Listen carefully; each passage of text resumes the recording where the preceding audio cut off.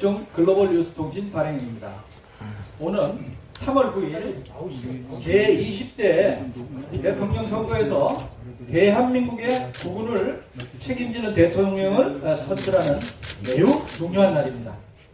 제20대 대통령 후보 초청 정책 토론회는 선거법을 준수하면서 KBS 통신사, 국민의 소리 등이 생방송으로 송출을 하고 있습니다. 특히 귀중한 시간을 할애하여 참석하신 대통령 후보께서는 국민들의 가슴속에 깊이 이해되는 정책을 전파해 주시는 좋은 시간이 되시기를 기대합니다. 먼저 정책 발표하는 국가혁명당 허경영 후보를 소개하겠습니다.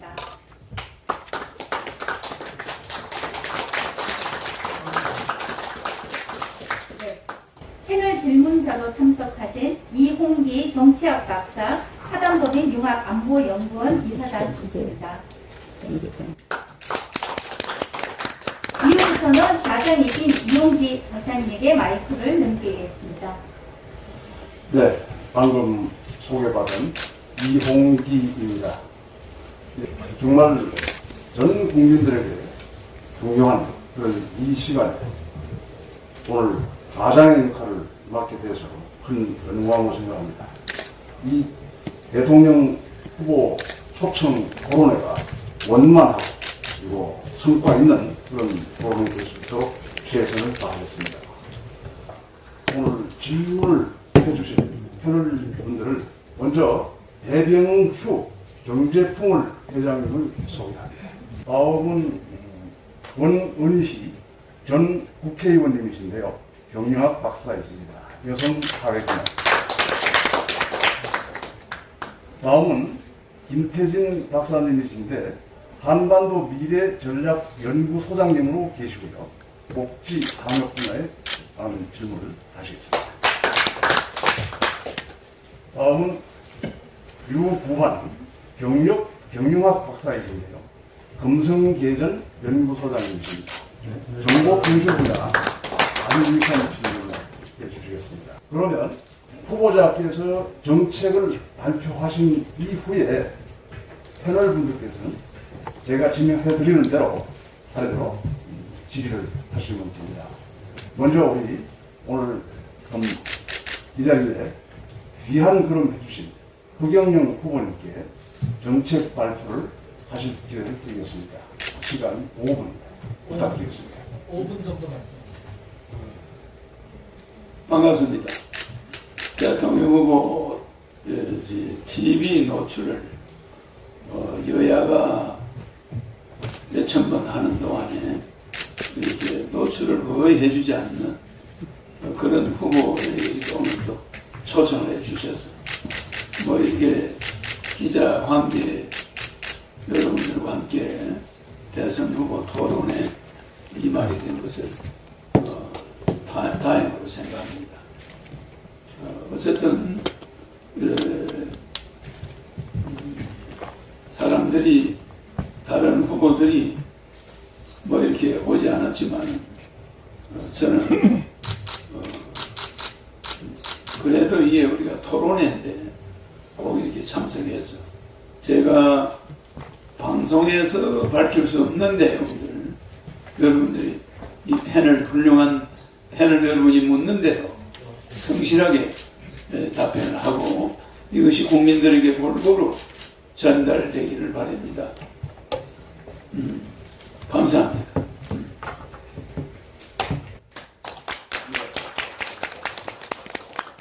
지금 허경영 후보님께서 지향하고 계신 그런 정책에 대한 설명을 들을 수 있는 그런 기회를 드렸는데 아마 질문 과정을 통해서 상세한 말씀을 하실 수 있을 것 같습니다.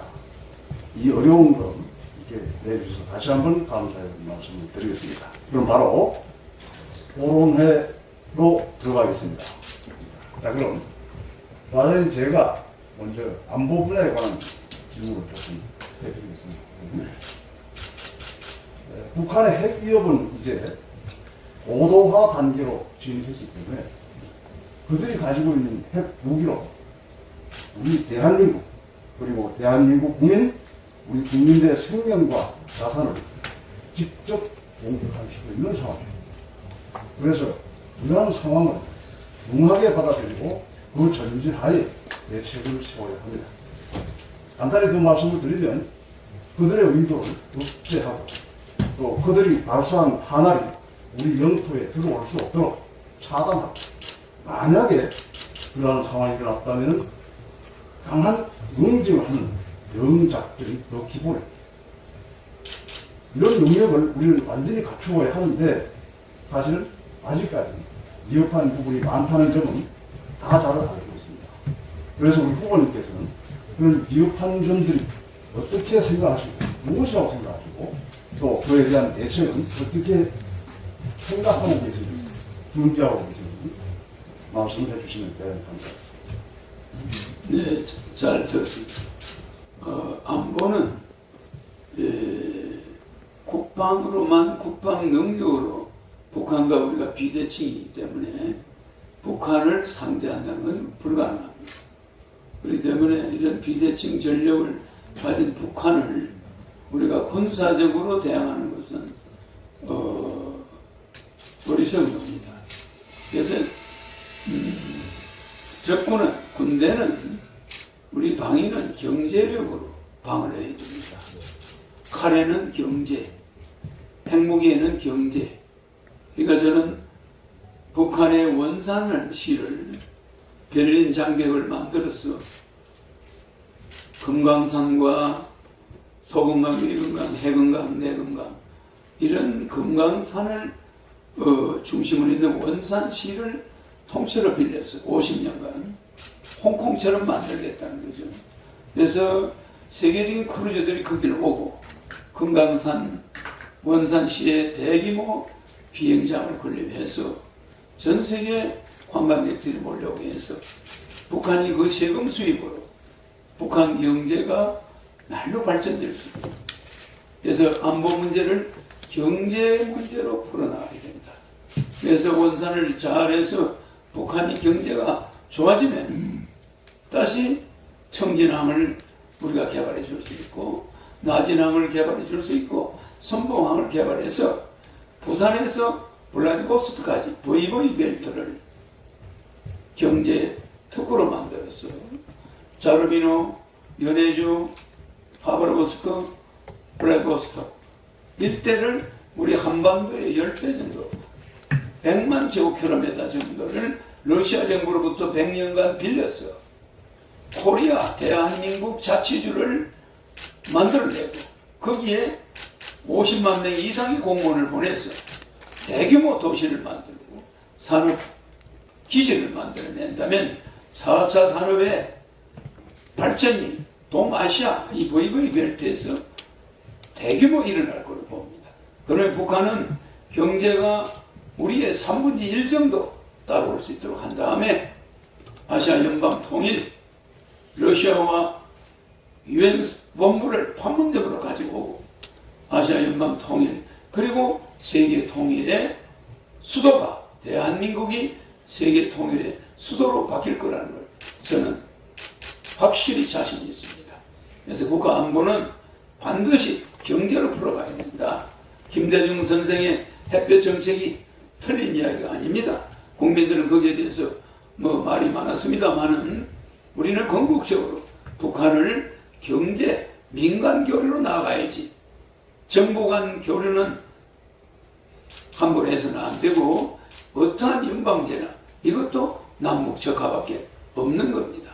그래서 우리는 북한과 정치적 협상을 이제 더 이상 하지 않고 문화교류, 경제교류, 경제지원 이걸로 북한 해안도시들을 개발해주고 세계적인 경제가 발전하는 그런 북한을 만들어 줌으로써 우리 남한 인력들의 사우디 진출이나 세계적인 건설 이런 프로젝트 어마어마한 노하우, 조선기술, 핵발전소 기술 이런 기술이 북한 각 도시에 적용돼서 북한이 경제적으로 발전할 때 한반도 안보는 평화는 유지된다고 봅니다.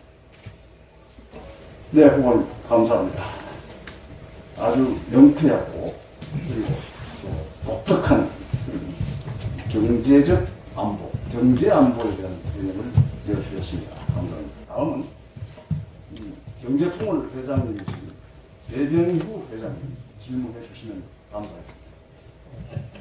국가협력당 허경영 후보님께서 참 다양한 발상으로 획기적인 공약을 제시했다고 저는 보고 있습니다.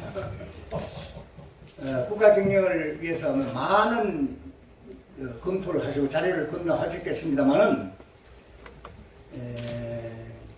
출산, 결혼, 출산, 임신, 육아 전 과정을 국가가 도와주겠다.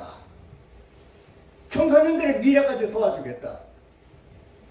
엄청난 프로그램이 나와 있는데 실현 가능성이 있겠느냐 하면서 저는 개인적으로 조금 의문을 갖고 있습니다. 물론 그 재원 조달 방식이 크게 나와 있습니다.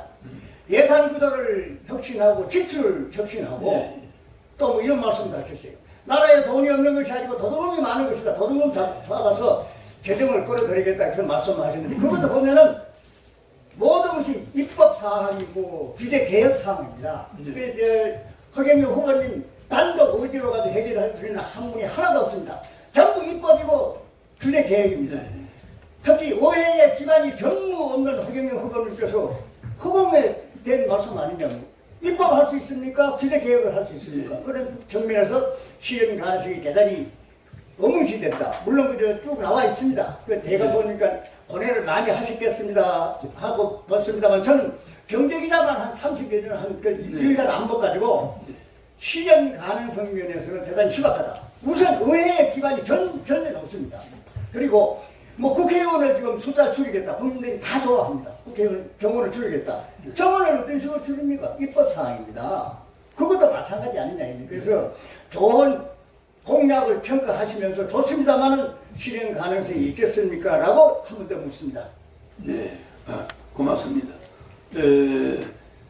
제가 말씀하는 것은 30년 전부터 일관된 공약을 주장했습니다. 국회의원이 없기 때문에 우리가 유엔 사무총장이 미국, 영국, 프랑스, 중국, 러시아의 패권주의자들은 유엔 사무총장을 할 수가 없는 걸 우리가 명심해야 됩니다.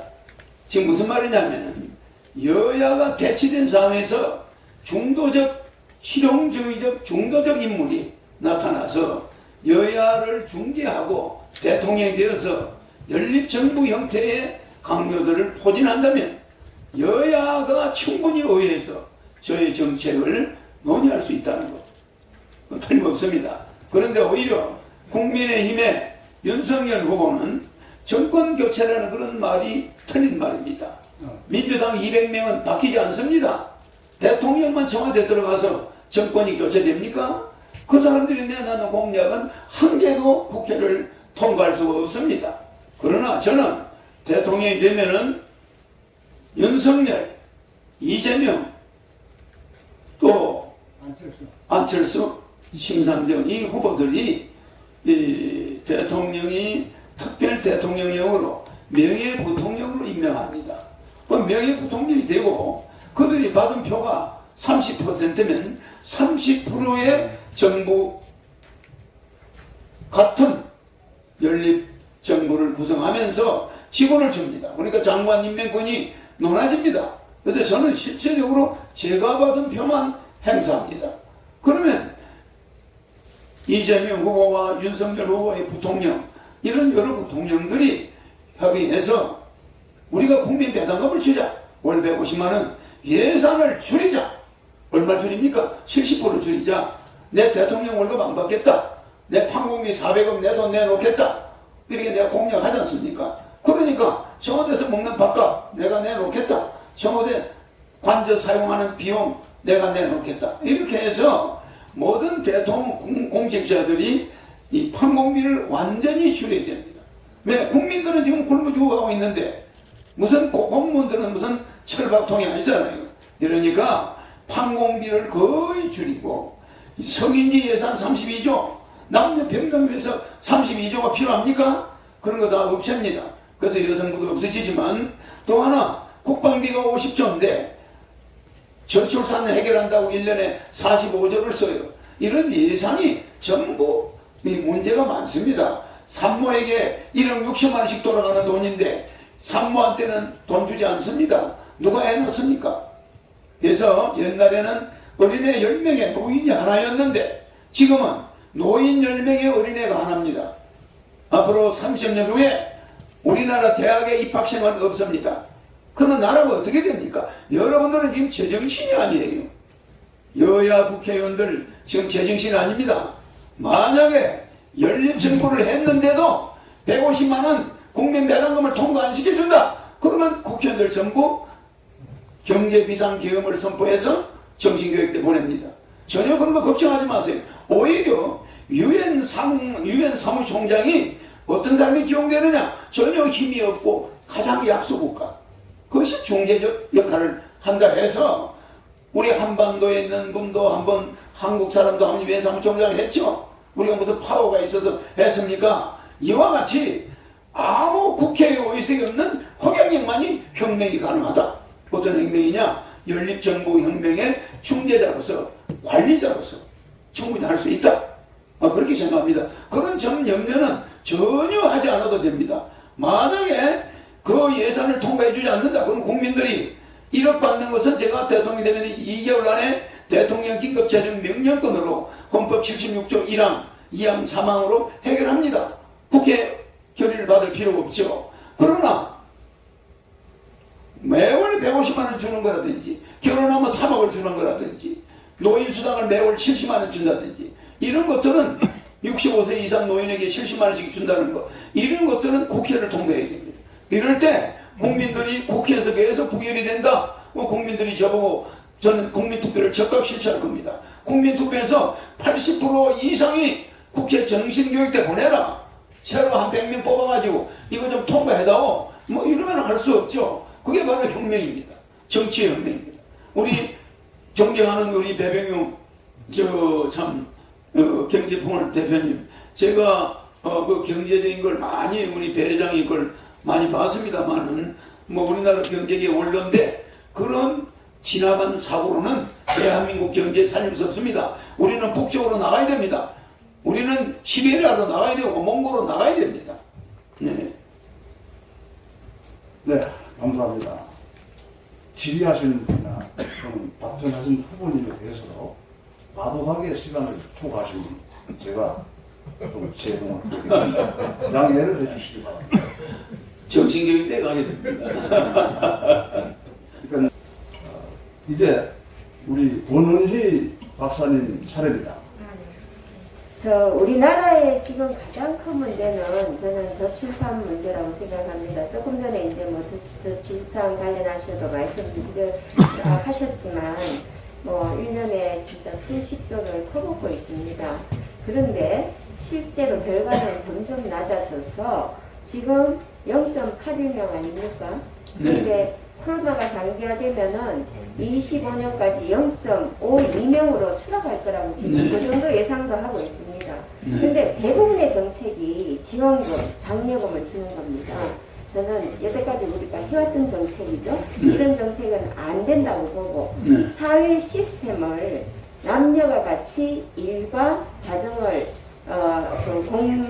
양립할 수 있는 그런 제도나 정책이 필요하다고 생각합니다. 네. 거기에 대해서 좀 말씀을 드립니다. 네, 근데 지금 의원님이 말씀하시는 것대로 그런 걱정이 있을 수 있습니다. 그러나 저는 국가 예산이 70% 정도가 이명박 대통령 때 국가 예산이 200조였습니다. 근데 박근혜 때 380조. 이 예산이 연간 23%씩 불어나더니 문재인 대통령 때 610조입니다. 제가 대통령 되면 임기 5년 동안의 예산은 1000조가 됩니다. 1000조. 국가 예산을 1000조로 봤을 때 70%, 300조만 국가가 써도 이명박 대통령 때 국가 예산 200조가 거기서 40%가 복지 예산입니다. 실제 국가는 얼마 못 썼습니다. 120조 정도 썼어요. 그러면 우리나라 살림이라는 게 150조면 뒤집어 씁니다. 거짓말 하는 게 아닙니다. 여러분들 생각과 제 생각이 다른 거예요. 여러분들 국회의원들 월급 다 받고, 그거 뭐, 다 이거 해외여행 가고, 시의원들, 구의원들 해외여행비까지 주고, 여야 대통령 후보한테 500억씩 주고, 이런 나라는 세계에서 없습니다. 그 국회 예산 결산하는 분들은 뭐 하는 분들입니까? 제 말은 얼마든지 예산은 축소될 수가 있고 옛날에 이명박 대통령이 있을 때 기축 그때로 돌아갈 수가 있습니다. 그래서 우리 국민이 배고픈데 국가는 배 안 고프겠다? 그건 안 됩니다. 저는 대한민국 긴축재정 시대로 들어갑니다. 그러면서 불필요한 건축은 지방 예산을 집행권을 중앙에서 다 가져옵니다. 지방세 없앱니다. 국세로 바꾸습니다. 전부 해서 저는 그것을 국가가 예산을 중앙에서 통과를 집행하기 때문에 지방에서 공사를 하나 하는 것도 국가에서 결제를 받아야 됩니다. 살림살이가 달라집니다. 예산 남아납니다. 네, 후보님. 제 질문은요. 예산을 써서 하는 거는 별로 실효성이 지금 없다. 근데 사회 제도를 가지고 네. 우리 지금 의원님이 말씀하는 대로 그런 사회 제도를 자꾸 바꾼다고 그러는데 그게 마침 출산에서 나타나요. 이거 연간 45조를 가지고 저출산을 맨날 시스템을 연구합니다. 그런데 인구는 점점 0.8, 0.7로 내려갑니다. 이 무슨 말씀이냐면은 연구하지 마세요. 절대 연구하지 마시고 산모한테 그냥 주세요. 1억 6천씩. 이게 우리 45조에서 이만큼 지원해 줄 테니 애 낳으세요. 결혼하는데 3억 주고 이렇게 하면은 국민들은 애를 낳습니다. 결혼합니다. 이건 적어도 이게 우리나라 이 지성인들이 보통 중땡이 있는 게 아니에요. 고생을 좀 덜 해봐서 그래요. 정말 여러분들 피눈물 나는 생활비에 찌들리고 700만 명이 지금 파산 직전에 가 있고 많은 소상공인들이 영업시간 제한을 받고 어려움에 처해 있습니다. 그리고 전부 마이너스 통장이에요. 대부분 2천만 명의 근로자가 월급을 받으면 그달부로 적자입니다. 그냥 하루 만에 다 나가는데 아버지 어머니 핸드폰, 장인 장모 핸드폰 요금, 뭐 아들 딸 핸드폰 요금, 부인 핸드폰 요금, 핸드폰 요금만도 돈이 적게 나가는 게 아닙니다. 뭐 여러 가지를 계산하다 보면은 월급 봉투가 그저 남아나질 않아요. 몇백만 원이. 이런 시점을 과연 국회의원들이 알고 있는지 모르겠어요. 제발 지원은 하고 싶어 하는 게 아닙니다. 국가 예산 줄여서 국가가 쓰나 국민이 쓰나 인플레 안 생깁니다. 절대 다르지 않습니다. 지금 만약에 우리나라 내가 왜 의원님들을 자꾸 정신교육대를 이야기하냐면은 아직까지도 자기 자신들이 무슨 재벌 아들로 생각하고 있어요. 여러분은 재벌 아들이 아닙니다. 국가의 녹을 먹는 자들이 그 혈세 나 세비 반납하겠어. 나 재산이 이 정도 되니까 나 세비 안 받겠어. 나는 그런 사람 아직 한번 본 적이 없습니다. 정말 내가 의원이면은 나 재산이 뭐 한 100억 되니까 나는 세비 안 받아도 돼. 나는 국민을 위해서 이 세비를 반납하겠어. 난 특혜도 반납하겠어. 이런 의원을 내가 본 적이 없습니다. 대한민국 앞으로 이대로 두면은 국회의원 때문에 망할 날이 옵니다. 자,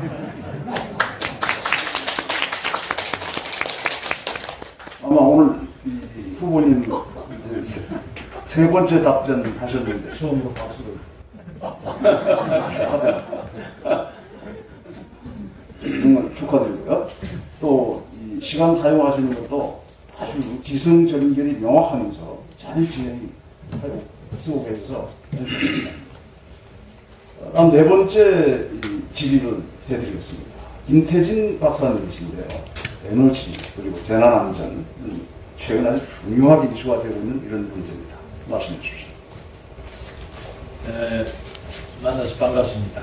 저희들이 이 행사 준비를 하면서 우리 박사위원회 한 3, 40명이 모여가 토론들을 여러 번 했는데 그때 우리가 카피를 뭐로 했냐면은 국민의 뜻으로 후보자의 진심을 봅니다 하는 나름의 어떤 그런 얘기였습니다. 오늘 저희들이 진심을 바로 보는데 좀 국민들도 바로 볼 수 있으면 좋겠다는 생각을 하자면 그 현문현답이 돼야 되는데 지금 일반론적 보시면 아시겠지만 질의서가 가 있습니다. 특정 어떤 후보에 맞는 게 아니라 국민들의 보통의 수준에 맞는 그런 공통된 질문을 하다 보니까 조금 박진감이 떨어지는데 답변을 너무 박진감 있게 해주셔서 좀 잘 진행이 되는 것 같습니다. 그러니까 10년 전에 2012년도에 사실은 대통령 선거 때 아마 복지 이슈가 터져 나왔습니다. 이거는 뭐 퍼주는 거냐 뭐냐 하는데 그런 논의들이 이제 우리 허 후보님이 그 다음 이제 후보로 나오시면서 이 복지 문제들이 손에 잡히는 그런 얘기들로 이제 됐습니다. 그래서 그대 담론은 등장을 했는데 오늘날 후보들이 이제 그 복지와 관련된 이런 공약들을 보면 전문가들이 좀 조각 파편화된 그런 어떤 정책을 내놓는다는 그런 지적들이 있습니다. 뭐 이를테면 이미 그 여가부 폐지나 병사들 200만 원 문제는 제가 보니까 허경영 후보님 공약에 이미 다 소상하게 밝혀져 있는 이런 부분들인데 이제 중요 부분을 하면서 그걸 이제 이슈로 끌고 가는 이런 측면을 보면서 후보자마다 구성하는 이런 것들이 과연 종합적인 복지 대책이 뭔가 차원에 좀 있는가 하는 이런 의문을 해봤습니다. 그래서 기왕에 이제 조금 아까는 좀 큰 차원에서 그 말씀을 하셨다면 조금 국가 차원의 종합복지 대책의 어떤 주요 골자 손에 딱 잡히는 그거를 좀 말씀해 주시고 또 많은 국민들이 궁금해하는 재원 조달 방안이 과연 이 실천 가능한 어떤 걸 담보하고 있는가 하는 데 대한 의문 해소 차원에서 그 부분을 좀 말씀해 주시면 감사하겠습니다. 네, 감사합니다. 제가 이제 대선에 당선이 되면은 제일 첫 번째 특징이 복지 예산이 없어집니다. 복지 예산은 국가에서 지불하지 않습니다. 국민 배당금이라 해서 월 150만 원과 노인 65세 이상 70만 원, 노인들은 220만 원씩이죠. 그것이 지급됩니다. 그래서 부부 440만 원이 노인들은 돌아갈 때까지 받습니다. 물론 대통령 당선되자마자 2달 안에 1억을 주니까 가족들이 한 4, 5억이 들어올 겁니다. 집집마다. 그래서 가계부채 2,000조를 갚게 할 것이에요. 그럼 복지 예산을 왜 없앴냐? 의료보험료는 중산층까지는 내지 않습니다. 상류층이 내는 의료보험은 더 인상됩니다. 그래서 그건 충당합니다. 또 국민연금 폐지되면서 지금까지 낸 사람들은 혜택을 보지만 중도에 포기하겠다는 사람은 낸 것을 해소할 수가 있습니다. 그래서 일반인은 국민연금을 내지 않습니다. 의료보험료도 내지 않습니다. 복지 예산 없습니다. 예. 왜 이렇게 하냐? 예. 우리나라는 세계 10위 경제 대국인데 부익부 빈익빈이 어느 나라보다도 심해가지고 부가 한쪽으로 너무 편중되어 있습니다. 이래서 이것이 사회 문제로 자꾸 대두되고 있어요. 그래서 저는 모든 국민이 골고루 복지를 받아야 된다. 그건 뭐냐? 복지가 아니다. 우리나라 돈이 전체가 7경입니다. 5천만 명을 나누면 1인당 14억씩을 국가에 맡겨놨어요. 주식회사 대한민국 대표는 문재인 대통령이지만은 그 회사 직원들은 정치인, 국회의원들입니다. 근데 그 사람들이 회사 수입을 다 따가서버리고 국민들인 주주에게 돌려주는 게 없어. 그래서 매월 14억을 맡긴 국민들에게 150만 원씩을 주겠다. 돌아갈 때까지. 노인들은 220만 원씩을 주겠다는 거예요. 지금은 인구를 적게놨다 보니까 남자 하나, 딸 하나가 그 집에 자식들인데 둘이 결혼을 하면은 장인 장모까지 4명을 부양합니다. 그러면 남자 하나가 벌써 4명을 요양병원에 넣어놨다 하면 그 병원비가 한 400만 원이 나가요. 그 월급 가지고 어렵습니다. 그 부인하고 같이 벌어도 어려워요. 그러면 국민 배당금이 나오면 내 노인이 얼마가 나오냐면 880이 나옵니다. 880이 나오니까 400만 원 공제하고도 아들, 딸한테 돈을 400만 원 줄 수가 있어요. 이렇게 젊은이들이 그 인구는 줄어드는데 부양가족은 늘어난다. 이런 어려움에 처해 있습니다. 그래서 앞으로 서민들이 저축하기 어려운 이런 구조, 이거는 부익부 빈익빈을 국회의원들이 만들어냈어요. 그래서 어떻게 해서든 간에 국회의원들이 후원금을 받다 보니까 이런 사태가 온 겁니다.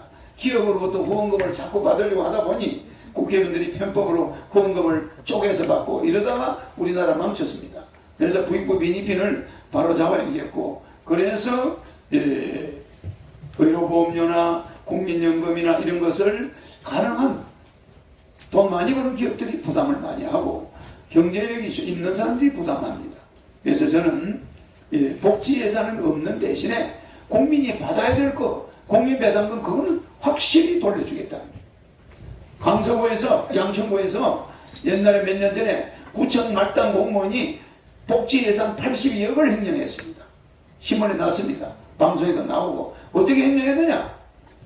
서민생활보호대상자, 기초생활보호대상자에게 주는 돈을 자기가 아는 사람 통장으로 전부 여기저기 집어넣어가지고 82억을 횡령했어요. 지금 주고 있는 복지 예산은 모든 국민이 받는 게 아니다 보니까 그 복지 이 예산이 중간으로 뭐 잘 아는 사람 위주로 다 세버려요. 뭐 어디 가서 뭐 직장에 잠깐 뭐 아르바이트 해줬다고 복지 그 기본생활비 주던 거 기초생활비 주는 거 싹 차단해버리고 자기 아는 사람한테 싹 줘버리고 이거 말입니다. 믿을 수가 없어요. 국가 복지 예산의 지출 지금 예산의 40%가 복지 예산인데 이거 지출 명시해서 보면 가슴이 목에서 피가 올라와요.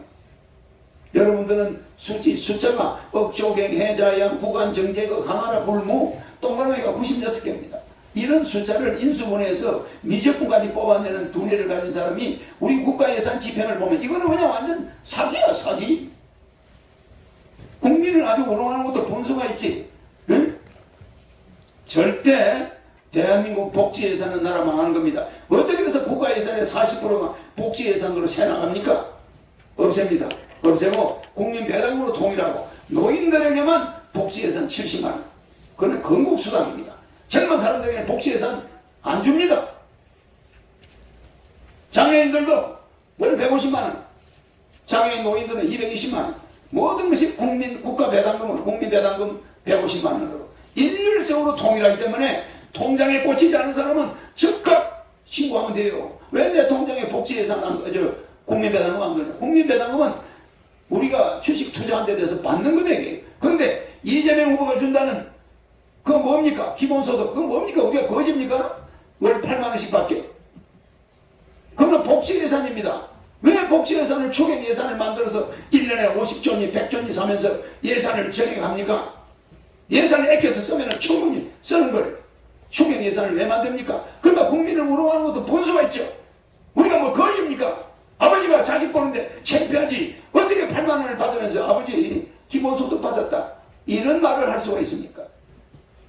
그렇기 때문에 우리나라의 예산 40%의 복지예산 이거 없애면 나라 망합니다. 전부 부익부 빈익빈을 만들어내는 거예요. 네, 수고하셨습니다. 이제 5번째 질문으로 들어가겠습니다. 유구환 박사님, 조금씩 부탁드립니다. 네, 안녕하십니까. 유구환입니다. 저희들이 지금 현재 4차 산업혁명 시대에 접어든 시점에 아날로그 시대에서 디지털 시대로 지금 전환이 많이 되고 있지 않습니까? 그리고 모든 집안의 휴대폰도 사용하고 있고요. 그런데 정보통신 발전을 이렇게 이어가고 있는데 사소한 사고들이 지금 많이 발생하고 있습니다. 그래서 국가 안전망까지 두절되는 경우도 있는데 지금 현재 이 시점에서 정보통신 재난안전 대형 시스템 구축이 필요하지 않나 저는 이런 생각이 좀 듭니다. 후보님 의견을 좀 듣고 싶습니다. 네. 지금은 정보산업 시대입니다만 머지않아서 우리는 양자산업 시대로 들어갑니다.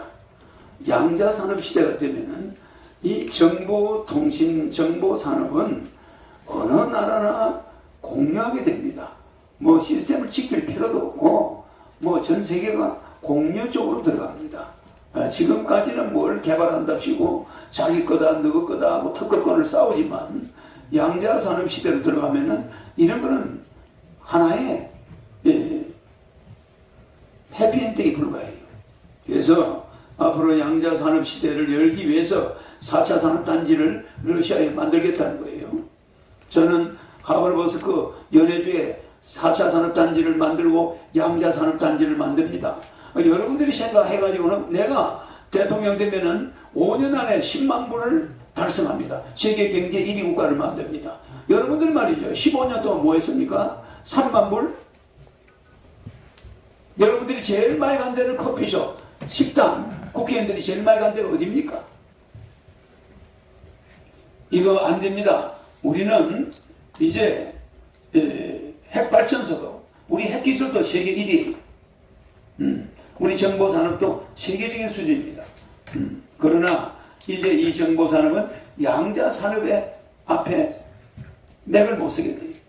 그 양자산업 다음에는 영성산업 시대가 옵니다. 그럼 우리는 이렇게 발전해 나가야 되는데 이 한민족의 양자산업과 영성산업이 결국 세계인이 따라오게 돼요. 그러다가 우리가 세계 통일을 주도하게 됩니다. 유엔본부도 우리나라 오게 됩니다. 이러한 미래를 내다보지 않고 과거나 훑어보면서 권위주의 시대 국회의원들의 행태 용서할 수가 없습니다. 저는 이 우리나라 정보통신의 보안은 이미 중국, 여기서 만들면 그 다음날 중국으로 흘러가버리고 그 다음날 미국으로 가버리고 황우석 박사가 복제를 성공하니까 그거 뭐가 문제가 있다, 뭐가 논문에 하자 없는 사람이 어디 있나요? 실제 둘리를 복제했으면 됐지. 이게 종교에 부딪혀서 우리의 양자산업으로 가지 못했던 거예요. 생명산업을 그대로 눌러버린 겁니다. 그 사이에 미국과 일본과 다른 나라들은 생명산업을 해가 우리가 왜 미국, 중국에, 일본에 가서 줄기세포 주사를 맞으러 가야 됩니까? 그러니까 우리는 너무 종교에 갇혀가지고 이 생명복제산업에 수많은 인력이 필요한데 한 500만 명의 인력이 지금 그걸 못하게 하면서 놀고 있어요. 이거 우리는 우리 젊은이들의 미래를 우리가 뭐 종교다 이래가지고 그것을 윤리다 뭐 이래가지고 생명복제 기술을 더 이상 확대하지 못해. 왜 화장을 합니까? 앞으로 자기 아들이 죽었다 묘를 써놓으면 생매장 해놓으면 얼마 앞으로 10년 20년 안에는 그 뼈만 가지고 오면 DNA를 추출해서 아들이 금방 태어난 거예요. 금방 죽었던 아들이 어머니 앞에 나타날 수 있는 이런 시대가 오고 있습니다. 그래서 우리 조상들의 장명문화 돌아가야 됩니다. 6월만 있으면 1억 년 된 맘모스 빼가지고도 지금 맘모스를 DNA를 가지고 해보려는데 너무 오래돼서 그렇죠. 그러나 우리는 조상들의 뼈를 생매장을 해야 됩니다. 환경 파괴하지 말고 그걸 태울 때 얼마나 많은 매연이 나옵니까? 그러면 그 유골을 나중에 우리가 뽑아서 DNA를 가지고 추출하면 자기 죽은 딸도 살려낼 수 있고 자기 죽은 아들도 바로 태어나는 겁니다. 돌아가신 어머니가 보고 싶다. 가서 유골 파가지고 DNA 가지고 합성해버리면 엄마가 태어나요. 이런 좋은 시대가 앞으로 온다는 거, 양자 산업 시대가 옵니다. 이런 시대를 우리가 주도해 나가야지. 무슨 한다는 짓들이 정말. 그래서 우리는 정보를 지키려고 하지 말고 세계 만방에 우리 정보를 공유하는 시대가 와야 되고 앞으로 정말 양자산업 시대로 우리가 들어가기를 준비해야 됩니다. 우리의 생명산업은 이제 시작이에요. 그리고 우리 원자력 기술도 세계적이기 때문에 우리는 원자력을 세계적으로 수출해야 됩니다.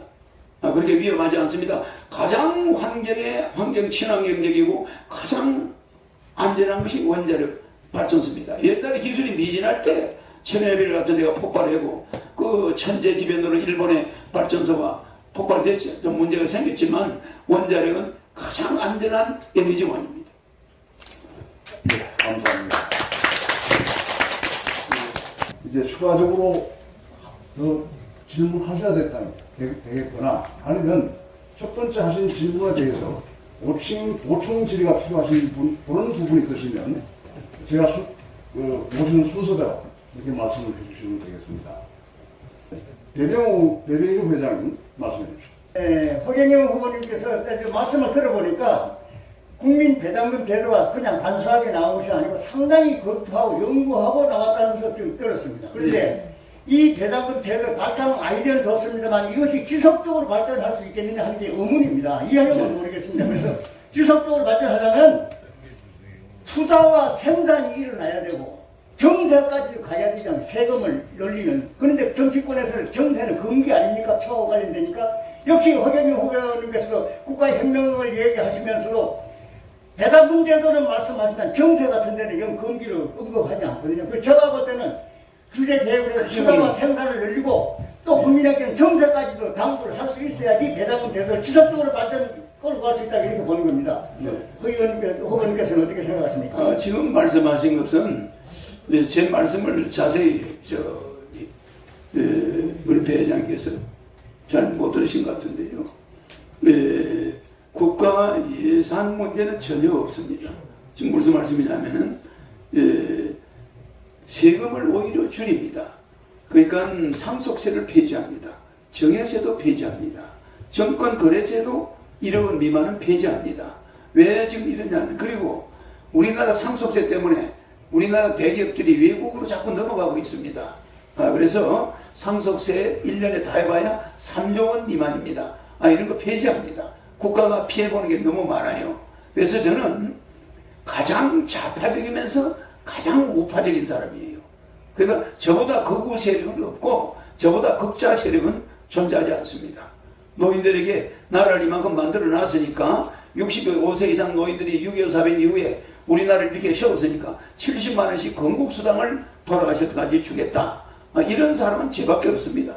그러니까 그거 하나가 복지 예산에 들어 있습니다. 그 외에는 복지 예산 없습니다. 그리고 하나 제가 말씀하시는데, 제가 정신교육대 국회의원들 300명을 보내고 나면은 100명을 뽑아요. 뽑아서 아니 그거 법으로 통과 못하겠습니까? 네, 단 세금을 늘리지 않습니다. 특히 없애는 세금 중에 부동산 양도세 폐지합니다. 중산층까지는 가정주부가 빼빠지게 세금 내고 모아놓은 돈 가지고 집을 샀는데 그게 투자 행위를 하지 않고 거기서 돈을 벌지 않는 부동산에 세금을 매기니까 부동산 양도세 폐지, 부동산 보유세 폐지, 그렇습니다.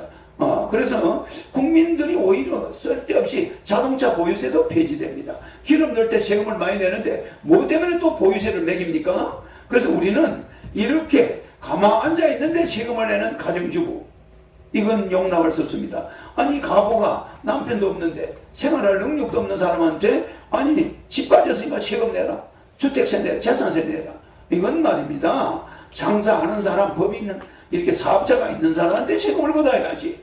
멀쩡한 가정주부들한테 세금을 생활비도 없는 사람들한테 걷어들이는 건 우리가 그런 세금을 오히려 줄어들어요. 그러니까 우리 대장님이 걱정하시는 거는 저를 제 공약을 또 한번 자세히 보시면 이해하실 겁니다. 뭐 우리 존경하는 배회장님은 뭐 우리 세계적으로 알려진 분이시고 또 뭐 이렇게 참 날카로우신 분이시고 항상 우리 국민들이 깨닫게 해주셔서 저는 뭐 경제풍을 잡지도 오래 본 사람입니다. 그래서 평소에 존경하기 때문에 배회장님 말씀에 무슨 이의를 제기하는 게 아닙니다. 예산을 걱정할 일이 없습니다. 애껴 써서 어쨌든 노인들에게 우리가 효도 좀 하고 살아보자. 국민배당금 받아가지고 어머니 아버지 요양병원에 넣어놓고 몇 달씩 요양병원비 못 주는 사람들 우리가 부모한테 좀 효도 좀 할 수 있게 해보자. 이런 것이 제 공약의 핵심입니다. 네, 감사합니다. 아까 고은희 박사님, 네. 제가 지금 중간에 그 보충 지도하고 하셨는데 아마 좀 더 여쭤보시는 네. 말씀이 계신 것 같아요. 우리 후보님 얘기 들어보니까 좀 독특한 그 발상, 아이디어, 이런 게 많아서 여기도 뭐 재미있는 답이 나올 것 같은데요. 어쨌든 지속적으로 배당금을 주고 뭘 하더라도 국가가 국민에게 돈을 주려면 돈을 벌어야 됩니다. 그래서 지금 우리는 우리나라의 주요 수출로 돈을 벌고 있습니다. 전자, 이게 사업이죠. 근데 이게 30년 이상 이걸로 먹고 살았어요.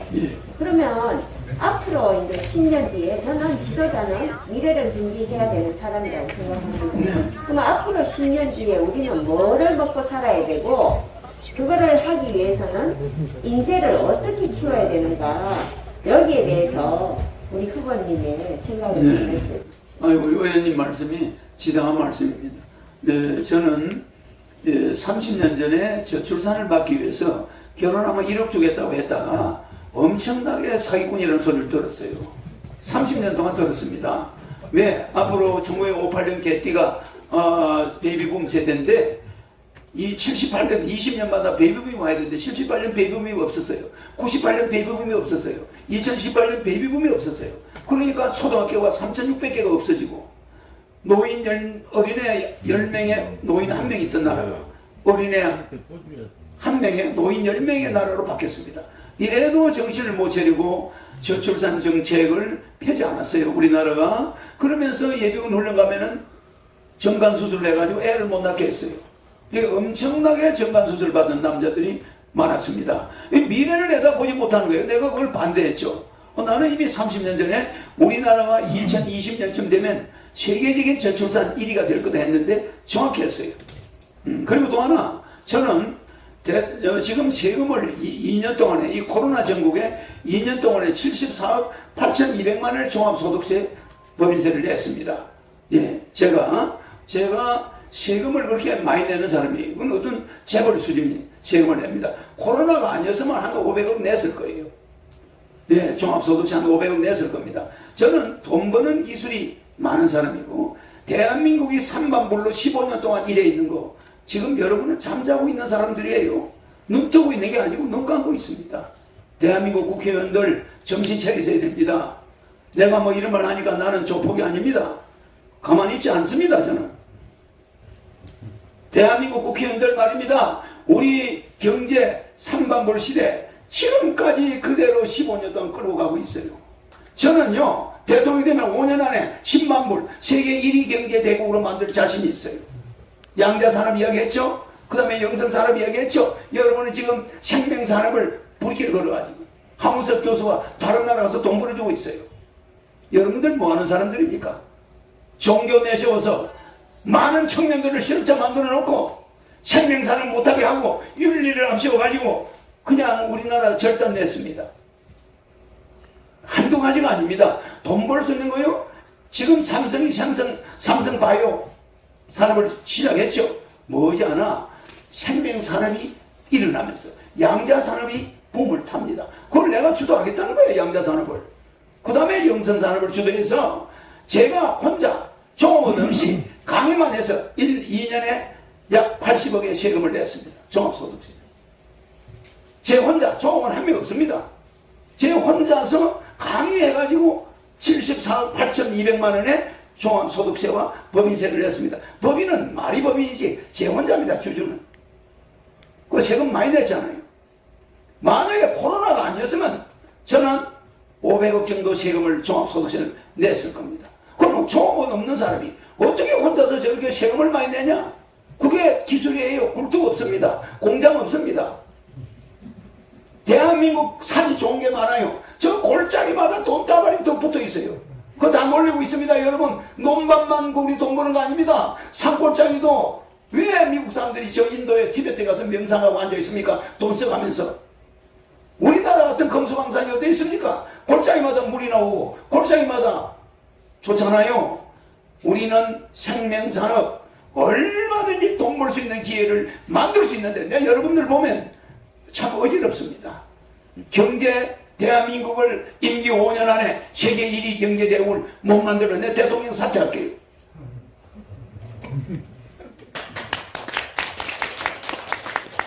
수고하셨습니다.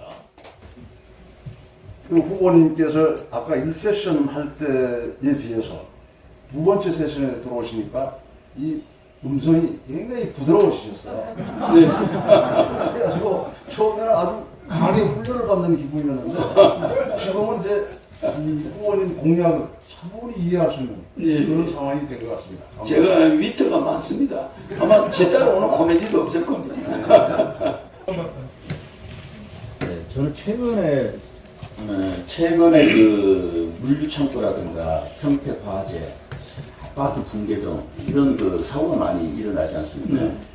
그런데 이제 국가 재난에 대한 범정부적인 안전망 확충이라든가 체계적인 관리 구축이 필요하지 않나 싶습니다. 네. 그런 대안이 계신 건지 듣고 싶습니다. 지금 39층짜리 아파트가 그냥 25층으로 무너져 내렸습니다. 39% 나가던 사람들이 25%로 내려가고 내가 아마 포테지가 올라갈 가능성이 있다는 뜻이겠죠. 하나의 뭐 예시를 해주는 겁니다. 우리나라 정치가 이렇습니다. 말은 39층까지 39% 지지를 받는 자들이 있는데 이 사람들 25%로 무너져야 돼요.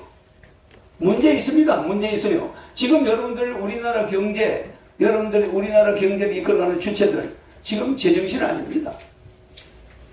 나라에 돈이 없는 게 아니라 도둑놈들만 덕실거려요. 거짓말 아닙니다. 내가 30년 전에 한 말입니다.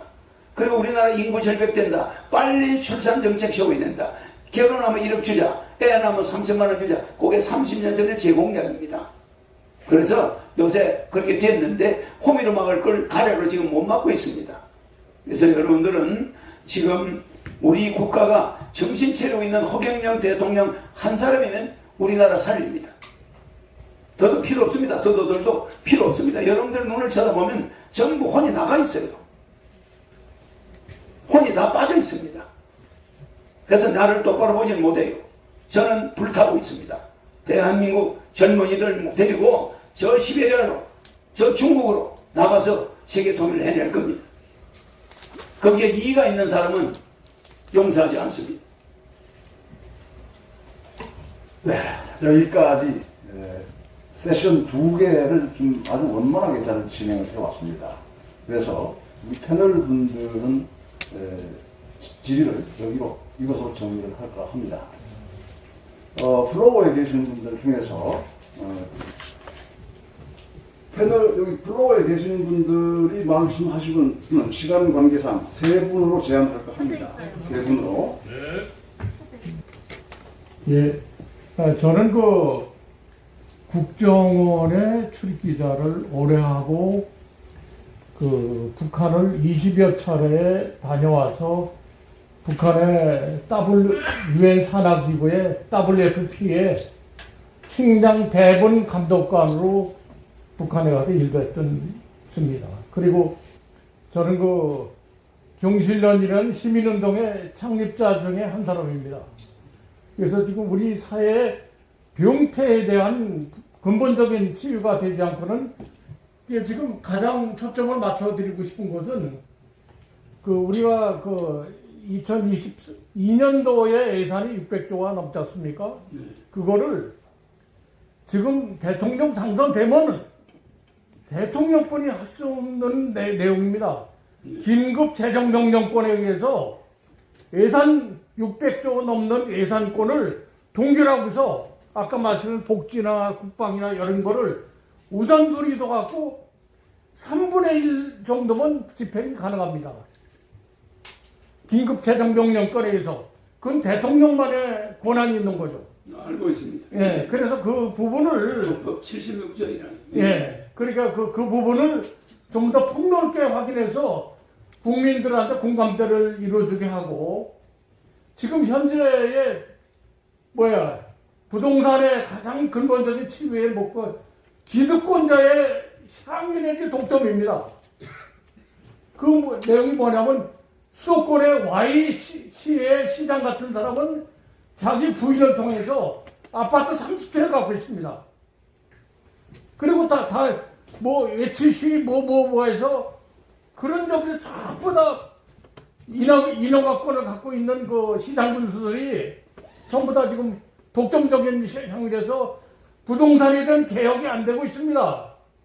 그러니까 그런 저기를 혁명적인 결단을 갖지 않고는 국가 개혁을 못합니다. 실행이 따라야죠. 선생님 말씀은 제가 잘 들었습니다. 그 무슨 무엇 때문에 말씀하시는지도 제가 이해를 합니다. 우리가 한문이 3가지 뜻이 있습니다. 한문의 3대 요소, 모양과 뜻과 소리죠. 그와 같이 우리 선생님이 하시는 말씀에 그 뜻을 또 소리에 또 그 모양을 이해합니다. 제가 그래서 우리나라의 모든 국가 예산을 완전 분석해가지고 30년 전부터 해왔고 국가 예산이 1년에 풀어나는 23%씩 이렇게 증가해가는 이 이유와 모든 걸 알고 있습니다. 그래서 국가 재정을 어떻게 운영해야 이게 예산이 제대로 되는가. 그래서 국회의원을 100명으로 줄이려고 하는 것이고 국가의 비용을 70%까지 줄일 수 있다. 이걸 이야기하는 거예요. 또 하나는 특징은 돈을 버는 기술이 무궁무진하다. 저는 여러분들의 지능과는 좀 다릅니다. 그래서 생명산업과 양자산업과 또 영성산업으로 대한민국에 쓰지 않는 이 산악지대를 다 우리 돈을 버는 곳으로 만들어서 전혀 걱정이 없는, 돈 걱정하고 살지 않는 그런 사회를 자신 있습니다. 그래서 지금 말씀하시는 대로 예산에 대해서는 걱정 안 하셔도 됩니다. 예. 그리고 우리가 시베리아나 몽골로 진출을 하면서 한민족이 북쪽으로 뻗어나가야지 동서감정으로 자꾸 연루되는데, 그래서 전라남도와 경상남도를 전경도로 바꾸고 경상북도와 전라북도를 경전도로 바꿔버리고 충청남북도와 강원도를 충강도로 해버리고 경기도는 서울특별시로 바꿔서 이 반도에는 3개의 도가 남아있고 동서를 화합해버립니다. 그러나 경상도 전라도 말은 앞으로 금지됩니다. 쓰지 못하게. 이렇게 해서 국민들이 동서 화합을 해가지고 북으로 우리는 진출해 나가면서 북한과는 군사적인 충돌도 없으면서 북한 경제를 일으켜주는, 이렇게 우리의 진정한 경제 성장의 기술, 독일이 150년 걸린 걸 우리 박정희 대통령이 15년 만에 만들어냈듯이 우리나라는 이런 훌륭한 지도자가 나오면은 90력이 딱 모이면은 세계를 리드할 수 있습니다. 네, 염려하지 마십시오. 감사합니다. 아까 먼저 손을 좀 빨간, 목소리 하시는 분. 빨간 목소리 하시는 분. 네, 말씀하십시오. 마이크. 예. 잠시만. 호랑은 쪽까지 기다리십시오. 마이크를 좀 전해주세요. 왜 마이크를 안 해요? 다음에 동영상 시켰는데. 먼저 한번 받으시고. 네네네, 알겠습니다. 이 사람만 갖고. 예, 말씀 잘 들었습니다. 네. 저는 이제 장애 당사자니까요. 예. 우리 허영래 후보님 공약 중에 예. 장애인이 UNA 발표하면 10분의 1, 10명 중에 1명이고, 예. 우리 국내도 등록 장애인만 250만 명이 넘는데, 예. 그러니까 장애인들에 대한 단순하게 무슨 지원해주는 그런 차원이 아니고, 장애인들 우리 사회에서 어떻게 구성으로 당당하게 살아갈 수 있는 그런 정책이 혹시 이것인지 이런 말씀해 주셔서 감사합니다. 네, 저는 우리 국민 5천만 명은 잠정적인 장애인입니다. 갑자기 교통사고 나서 어느 날 갑자기 멀쩡한 사람이 불구자가 되어버려요. 그래서 장애인을 보는 눈이 달라져야 됩니다. 그래서 우리 5천만 잠정적인 장애인들, 이분들도 자기가 언제 장애인이 될지 모르기 때문에 장애인에 대해서는 특별한 우리가 돈도 돈이지만 국민배당금을 주고 노인 되면 220씩 주고 부부 440이 나오니까 장애인들 생활은 지장 없지만 장애인의 보행권이나 또 시설물, 장애인들을 위한 안전보행권, 장애인들이 구조를 요청할 때는 누구나 옆에서 장애인들을 적시 케어할 수 있도록 이런 국민교육이 절실히 필요하고, 또 장애인들의 피난처, 우리 어떤 위험이 발생했을 때는 장애인을 먼저 보호하는 교육이 필요합니다. 그런데 우리 젊은 학생들에게 이런 교육이 아직 잘 돼 있지 않아요. 제가 되면은 아주 선진국 장애복지 전체가 이루어질 겁니다. 그렇게 알고 계시면 될 겁니다. 고맙습니다. 자, 그럼 감사합니다. 이 두 분이 같이 손을 들었어요. 여기 한 분, 여기 한 분인데 각자 30초씩 간단하게 이쪽이 먼저, 이쪽은 그렇게 해주십시오. 자, 후보님 감사합니다. 예. 저는 전통무예를 전담하고 있는 무예신문의 임종환 기자입니다. 예. 네, 우리 후보님께서는 그 전통무예 무한한 애정을 가지시고 있고, 예. 그 전통무예 천리까지 입으시면서 예. 전통무예인들의 무예 정신을 일깨우시는 그 마음에 너무 감동을 받았습니다. 예. 또 무예인의 표 450만 명의 표가 많이 갈 겁니다. 그래서 첫째, 우리 450만 명의 무예인들이 여겼는데 지금 서울이나 경기도 지역에 무예회관 하나도 없어요. 무예인의 무예정신이 살아야 국가가 사는 입장에서 없는데 앞으로 그런 면에서 정책을 어떻게 하실 건가? 네. 한마디 네. 부탁드리겠습니다. 잘 들었습니다. 잘 들었습니다.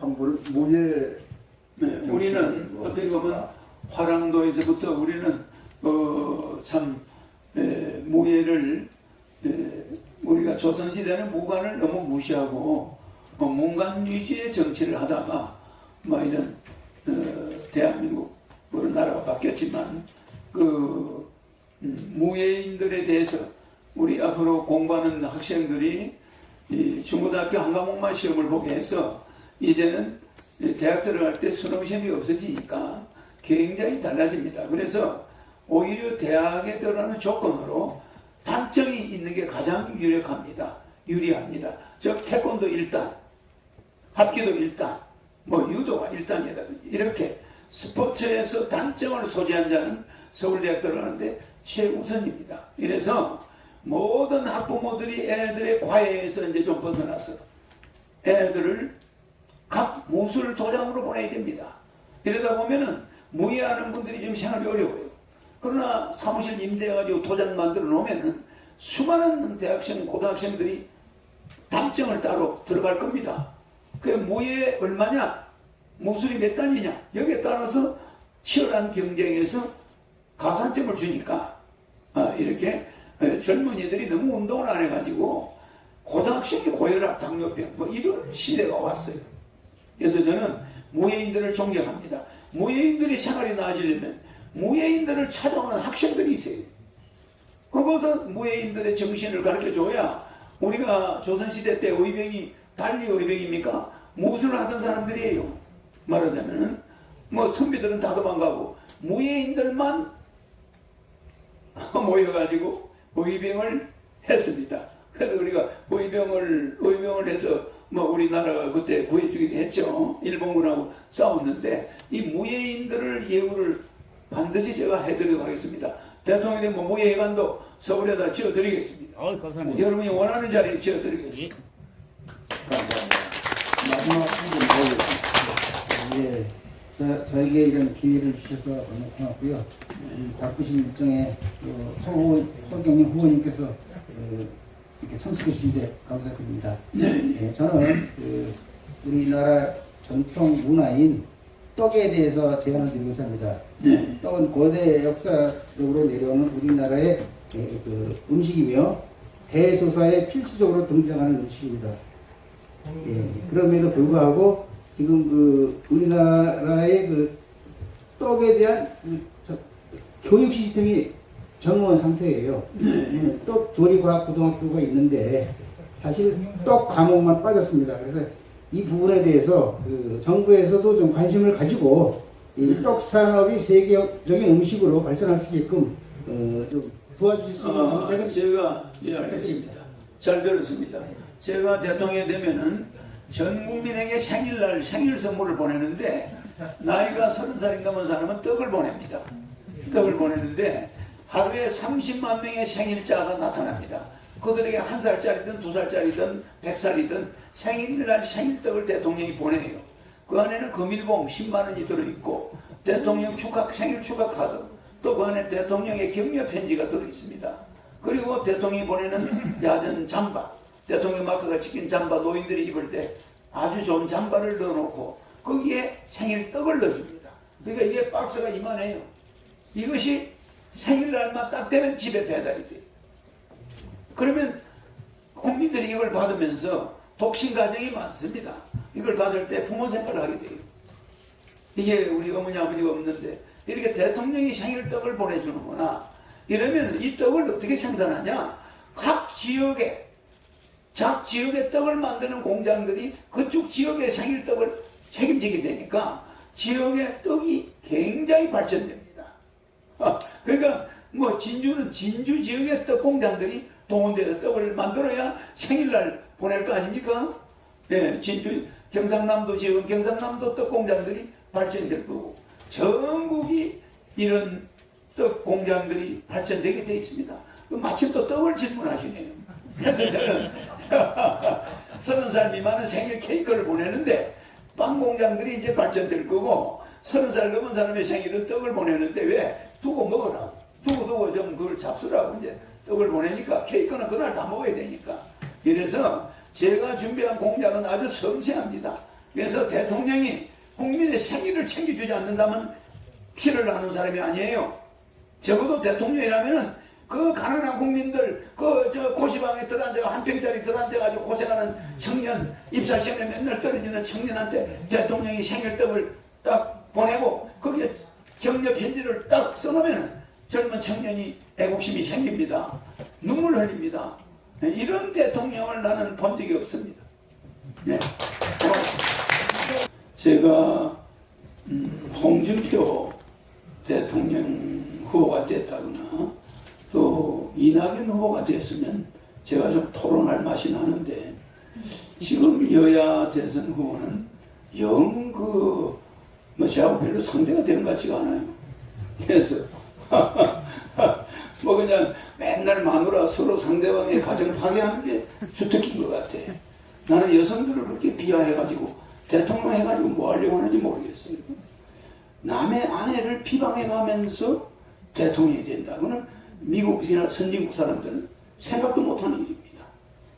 여성을 그렇게 비하하면은 그 후보가 그 상대방 후보 진영에 막 내식이 국회의원 출신들인데 그 선대위원들이 상대 후보의 아내를 그렇게 비방할 수가 있습니까? 대통령 안 하면 안 했지.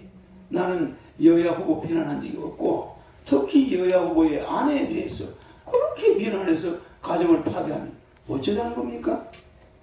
완벽한 아내가 있습니까? 그렇잖아요. 우리 옛날에는 6.25 사변 때는 서울대에도 부산에 있었는데 뭐 졸업증명서도 없이 들어갔어요. 그냥 뭐 나 오늘 학교 나왔습니다. 그래 들어가 서울대 들어간 사람들이 있어요. 옛날에는 뭐 서류 같은 거 뭐 위조 그 위조라고 하지도 않았어요. 그냥 뭐 대충 써서 들어가고 그랬습니다. 그런 걸 가지고 너무 혐의를 지르다 보면서 남의 아내에 대해서 대통령 후보의 아내를 그렇게 능배할 수가 있습니까? 앞으로 선대위 관계자들 나는 지금 이재명 후보 아주 좋게 보고 있고 윤석열 후보 좋게 보는데 그분들이 정책이 없어요. 뭐 내 거 가져간 거 뭐 그거 말고 뭐 별로 그분들하고 토론하면 내가 내보고 토론하는 게 낫지. 그렇잖아요. 그렇지만 윤석열 후보보다는 나는 홍준표 후보가 됐으면 좀 그 사람 말이라 하니까 한번 대화를 해보고 싶었는데 영 대선이 재미가 없어져 버렸어. 그래서 이낙연 후보, 홍준표 후보 흠결이 없습니다. 근데 지금 오히려 여야 대선 후보는 오리무중이에요. 왜 그런 일이 자꾸 벌어지는지 알 수가 없고 이제는 뭐 무당까지 동원되고 아니 무속인을 그렇게 무시해도 됩니까? 아니 무속인하고 뭐 악수하면 안 돼요? 무속인이 후보를 끌어안으면 안 돼요? 우리는 애초에 샤머니즘 그 무속 국가였습니다. 모든 무용이 무속에서 나온 거예요. 모든 문화가 무속에서 발전이 됐는데 아니 뭐 무속인을 뭐 대화를 한다고 또 그 부인을 또 거기다 꺼넣고 후보를 비방하고 나는 여야 후보의 문제점은 그렇게 크게 보지 않아요. 그분이 대통령을 해서 우리나라를 살릴 수 있느냐 이게 우리가 보고자 하는 거지. 그 사람 부인들 내가 보기에는요 윤석열 후보와 이재명 후보가 토론은 잘 못하겠지만 잘한 게 있다면 장갑이 잘한 것 같아.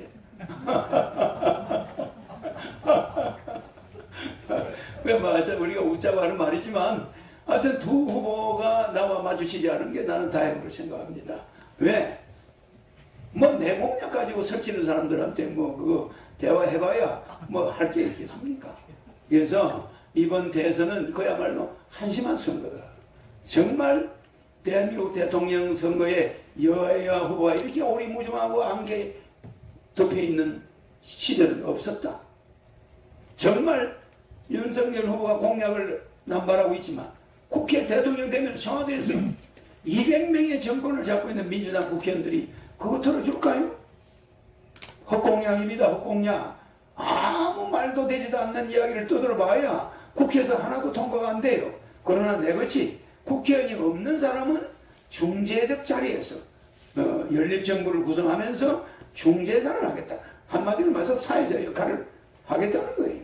그래서 싸우지 않고 여야 후보를 아주 부드럽게 돈 걱정 없는 세상, 부모에게 효도하는 세상, 행복한 세상, 웃으면 서로 마주보고 웃을 수 있는 그런 세상, 서로 비방하지 않는 세상을 만들어 드리겠습니다. 감사합니다. 네, 이어서 인도 토론은 여기까지 마치겠습니다. 마지막으로 함께하신 국가혁명당 허경영 후보께 감사하다는 말씀을 드립니다. 박수 한번 드리죠. 오늘 채널 분들과 방송국에 출석하신 분들 모두 소중한 시간을 내어주셔서 감사드립니다. 이용기 박사님 마지막으로 한 말씀 부탁드립니다. 네, 감사합니다. 귀한 시간 이렇게 내주신 허경영 후보님께 먼저 감사드리고요. 오늘 원만하고 또 의미 있는 그런 토론이 될 수 있도록 귀중한 질문을 해주신 패널 분들께 진심으로 감사드립니다. 플로우에 계신 분들까지도 결정적으로 질문해 주셨고 그 외에 함께 해주신 분들도 많은 관심을 보여주셔서 정말 감사드리는데요. 시간 관계상 더 많은 질문의 여건을 만들어드리지 못해서 그 점은 죄송합니다. 다 통틀어서 이렇게 아주 멋진 그리고 아름다운 토론의 장을 만들어주시고 또 이번 대선 때 우리 국민들께서 잘 선택하실 수 있는 그런 길을 열어주신 권혁중 대통령께 감사드리겠습니다. 제가 박수를 한번 쳐놨습니다. 네, 오늘 행사에 협조해주신 관계자 여러분들과 다음 청석에 함께하신 모든 분들께 감사드립니다. 오늘 여기까지 하겠습니다. 안녕하십니까. 권혁중 글로벌 뉴스통신 발행인입니다. 오는 3월 9일 제20대 대통령 선거에서 대한민국의 국운을 책임지는 대통령을 선출하는 매우 중요한 날입니다. 오늘 제20대 대통령 후보 초청 정책 토론회는 국회 출입기자협의회, 국회학회, 글로벌 뉴스통신이 공동 주최하고 글로벌 뉴스통신이 주관을 하며 여정포럼, 여당의 정책을 연구하는 자유포럼과 사단법인 대한인터넷신문협회, 사단법인 한국신문방송인클럽이 후원을 합니다. 제20대 대통령 후보 초청 정책 토론회는 선거법을 준수하면서 KBS 통신사, 국민의 소리 등이 생방송으로 송출을 하고 있습니다. 특히 귀중한 시간을 할애하여 참석하신 대통령 후보께서는 국민들의 가슴속에 깊이 이해되는 정책을 전파해 주시는 좋은 시간이 되시기를 기대합니다. 특히 오늘 이 자리에 패널로 참석하신 분들을 제가 인사를 좀 소개해야 되겠는데요. 오늘 좌장을 맡으실 이홍기 사단법인 융합안보연구원 이사장을 소개하겠습니다. 네.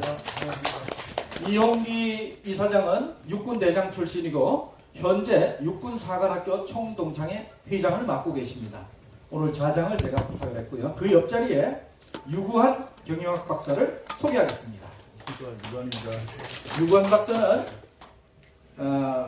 금성개전 연구소 중소기업의 연구소 소장을 맡고 계십니다. 그 다음에 권은희 박사는 전 국회의원이십니다. 네, 권은희 박사를 소개합니다. 그리고 김태진 박사를 소개합니다. 한반도 미래전략연구소 소장이십니다. 법학 박사이기도 합니다.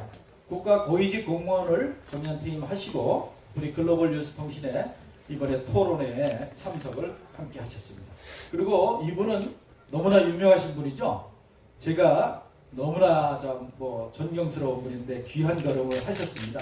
배병유 경제풍월 회장님을 소개하겠습니다.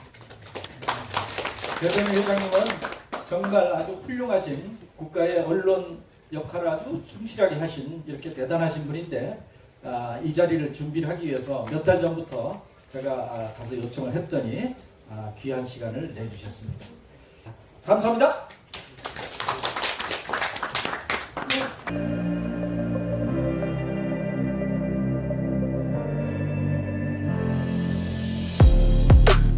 1억 주면 그냥 받아요. 써먹어.